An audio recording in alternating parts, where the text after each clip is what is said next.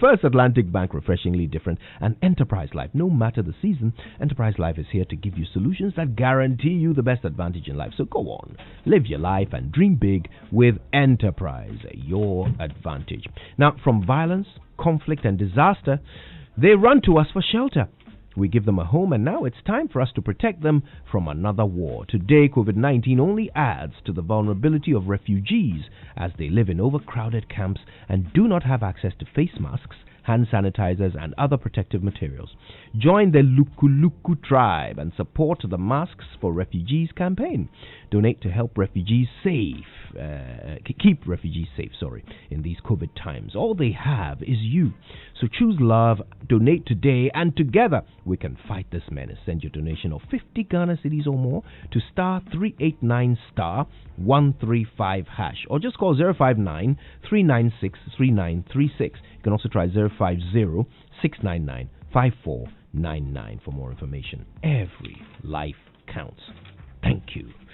Right. Headlines? Right, so let's start with a daily graphic and some issues related to COVID-19 that says reopening schedule of pre-tertiary institutions, private schools disappointed. Okay, we'll get into that conversation later. And if you get to the Daily Statesman, also on issues related to COVID-19, it says, don't ignore COVID-19 safety protocols, President urges. All right, I've got Ghanaian Times, and Kotoka Airport undergoes disinfection in readiness for reopening today is right there on the front page. Details on page 13. And related to that story, reopening of airports amid COVID-19, Ghana tightens measures. 80 PCR test kits deployed at Kotoka to test 1,200 new arrivals every day for COVID-19. Rally behind a Japa deal, CVM urges Ghanaians. Government fails to allocate funds to GIIF for second year running, according to PIAC. And President lays foundation stone for construction of foundry and machine tooling center. Stories on the back this morning. Stop selling water. That's the Ghana Water Company Limited, talking about all the free water that they have given that people are still selling. And Bongo DCE appeals for land for government projects.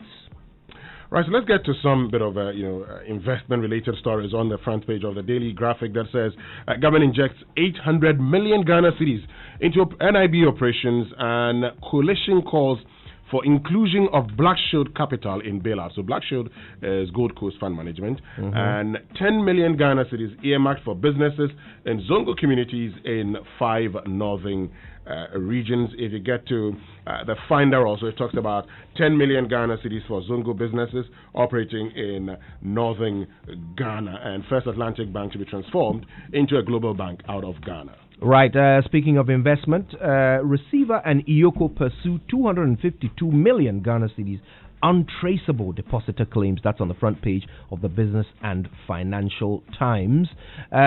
Sticking with the theme of investment, however, in the Daily Guide, a Japa deal has come to stay. Details on page 6. A Japa royalties deal is good for Ghana. CVM, that's in the New Crusading Guide. And a Japa deal is opaque and risky for Ghana.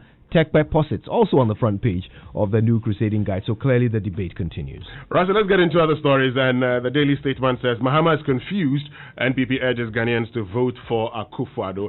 And Ghana Exim Bank begins Made in Ghana 4P campaign. Also on the front page of the Daily Statesman, Ghana to get first modern foundry and machine tooling center. And back page. Jordan, your response to transfer advice from DCE and Boateng. And Donny van de Beek, Manchester United, agrees £40 million for fantastic Ajax midfielder. Hey, I know shit. Is the fantastic in the story or you added it? They call it a tough man in French. Oh, God. Well, let me do the New Crusading Guide. NPP cracks Mahama, says he lacks focus. All set for airport opening. We've talked about that already. And the Daily Guide has Mahama goes dirty on Nana and Baumia. Also, same front page. NPP chases NDC over manifesto. Picture of Yabo Abenya Samoa with that story. Massive disinfection for airport reopening. We know about that. Kidnapper demanded 5,000 Ghana cedis ransom. Details on page 6. And this is about the ongoing Takrady Girls trial, which is going on in Takrady as we speak. Okay, football will bounce back soon. President promises. That's on the back page of the Daily Guide. Kotoko CEO sets high target as club clocks 85.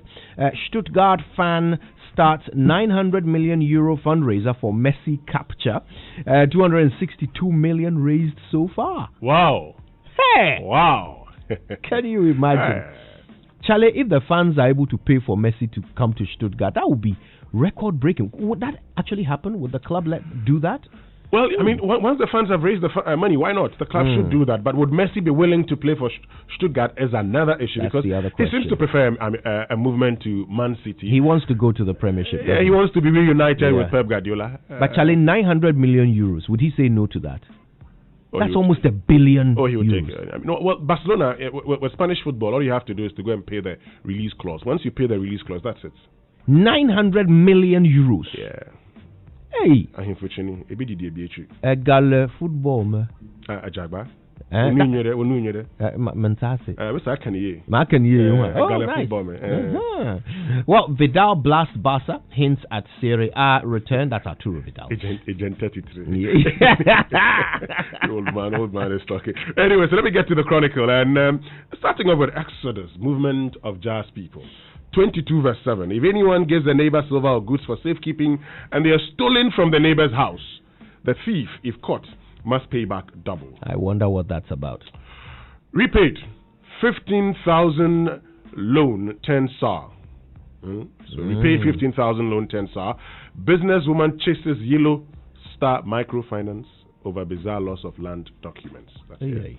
And also here, NP reject Mahama. He lacks focus, according to the NPP. An ex-GNPC boss supports NDC campaign in the Ashanti region. Backpage says Kai Havertz heading for Chelsea in £90 million deal. Leverkusen boss confirms. And Arturo Vidal slums Barca for having 13 professionals and so many youth players. Arturo Vidal. Anyway, Neymar confirms he's staying at PSG to win Champions League, and Spurs draw Minas Lokomotiv Plovdiv in Europa League, second-tier European football. Charlie, the Stuttgart fans have raised 262 million euros Massa, to buy one player. At this stage, you can't play football again. Hey. Your best hope is Fifi. So stop thinking about football money. Yeah. But I'm thinking about football money for Fifi now. Then now you are thinking right. Charlie. Right now, look, even his food, I'll pass it to him and see if he can. He can't dribble it. Yeah. Hey, 262 million euros. Okay. All right, let me wrap up my papers with the Business and Financial Times. Government disinfects KIA and readies to open today. International trade revenues expected to go up as a result. Now, this story, I'm going to save it for last, actually, because I think it's interesting. NIB secures 800 million Ghana City capital injection. That's also on the front page. Persistent breaches of petroleum revenue laws baffle PIAC. Also on the front. Government allocates 10 million Ghana Cedi seed fund to support businesses in Zongo communities. I'm going to go to the back and then come back for that one story on the front. So on the back, international trade revenues to go up after airport opens for business.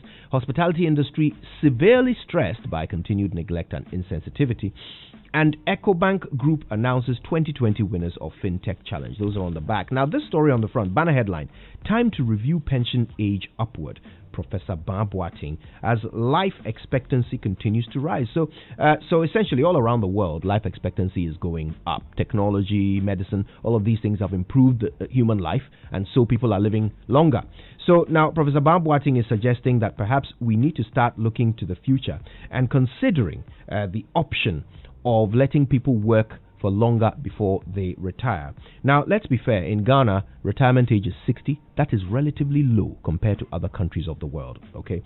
Now, that means that the state has to come in earlier in a person's life to sustain them, rather than the person working longer as to sustain themselves. So in richer countries in Europe and across the world, the retirement age tends to be higher. 67 in countries like Finland. Greece recently increased from 65 to 67, but that was when they went through the financial crisis and the government couldn't really bear that high bill of pensions. Belgium, they have a retirement age of 62. Poland has 67. They came down actually from 67 to 65 recently for men and 60 for women. But you know, in all these countries I'm mentioning, the real retirement ages are lower. So people tend to hit an age when they want to go and rest earlier than the official retirement age, and they are able to afford it as well.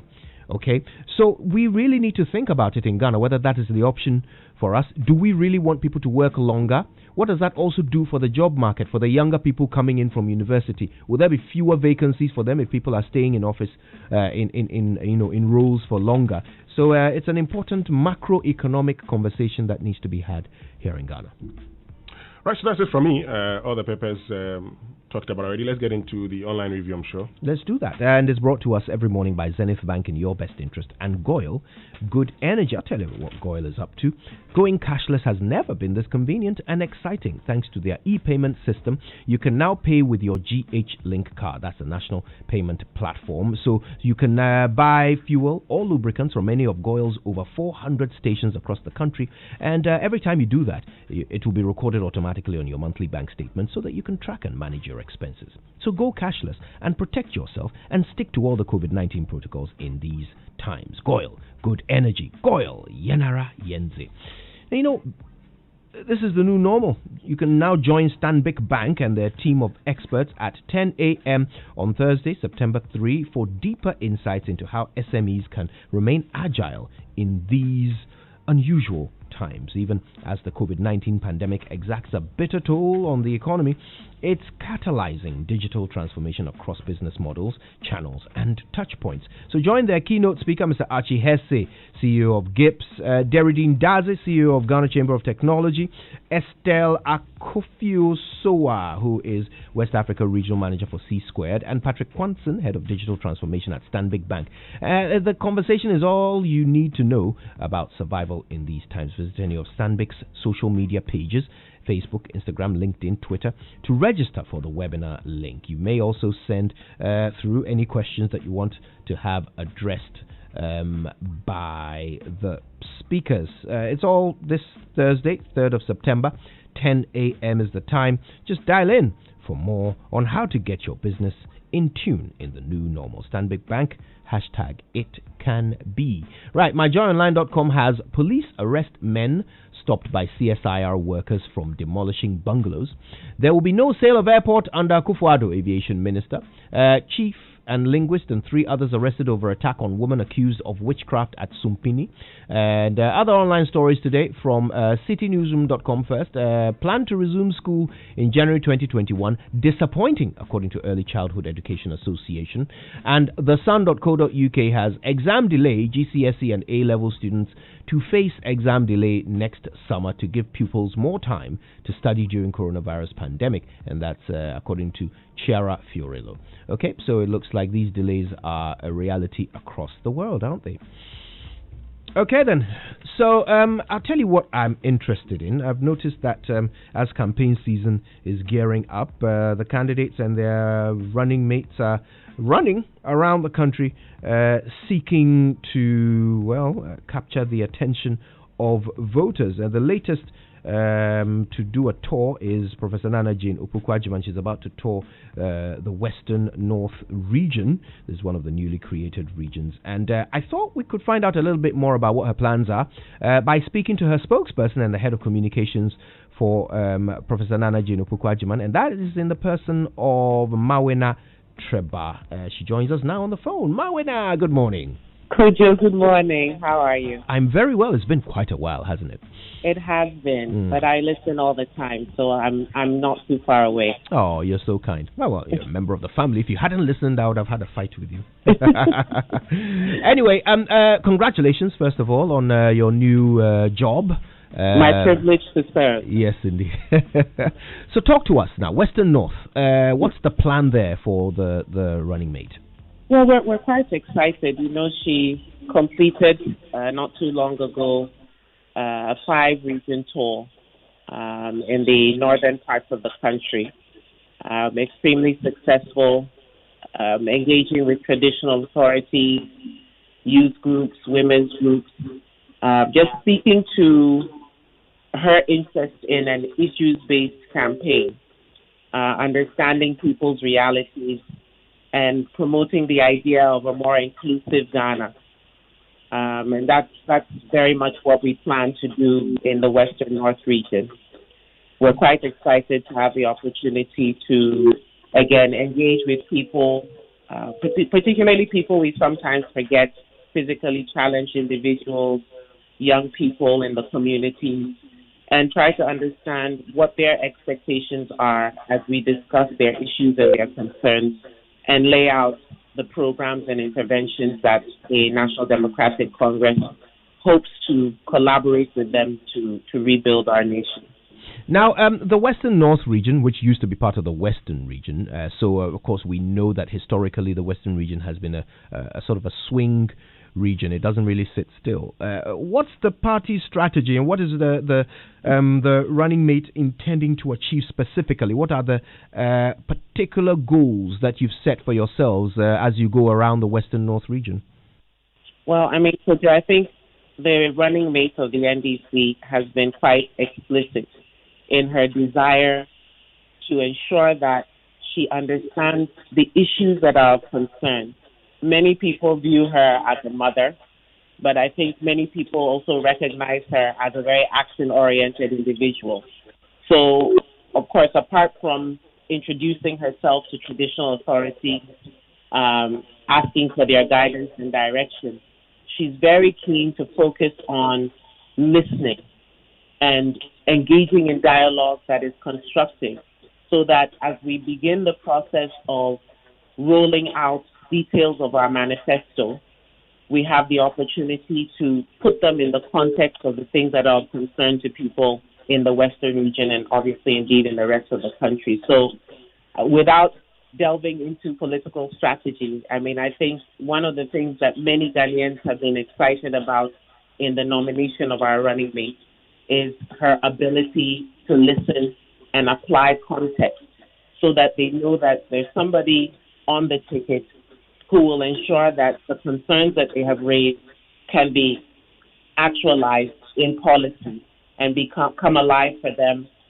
for a Ghana that really we all want to have, one in which everybody has access to economic prosperity opportunities, everybody has the opportunity to grow and develop, and see the Ghana that we really want to see for the future and for the future of generations to come. Right. Tell us, I mean, we've got a couple of minutes left, but tell us how people have responded to the running mate as she has made her rounds of the nation. She's already toured a few other regions, hasn't she? Yes. I have to tell you, Kojo, it has been, in one word, extraordinary. Extraordinary, not just because of the novelty of having a female vice presidential candidate for the first time from a major political party, but again, because of the credentials she brings to the table and the fact that they see the opportunity to have the quality of those credentials apply in their own situations. As somebody who's prepared to listen, somebody who's not in a hurry to respond with an immediate answer, somebody who's prepared to take on board concerns so that we get better. I've heard her say many times in many of her interactions that nobody can claim to be perfect, but we want to focus on our track record, look at the things that we have done, and how we can project into the future the things that we'll obviously be able to do going forward because of the track record we've already established. A lot of people are interested in jobs. A lot of people are interested in infrastructure. But I think, interestingly, a lot of people are interested in the message of peace. Right. A message that allows us to focus on the issues without necessarily going at each other just because we hold different viewpoints. Okay. That, for me, has been very interesting in the way Ghanaians have responded to it everywhere we have been. Her message has been about peace. Right. It has been about inclusivity.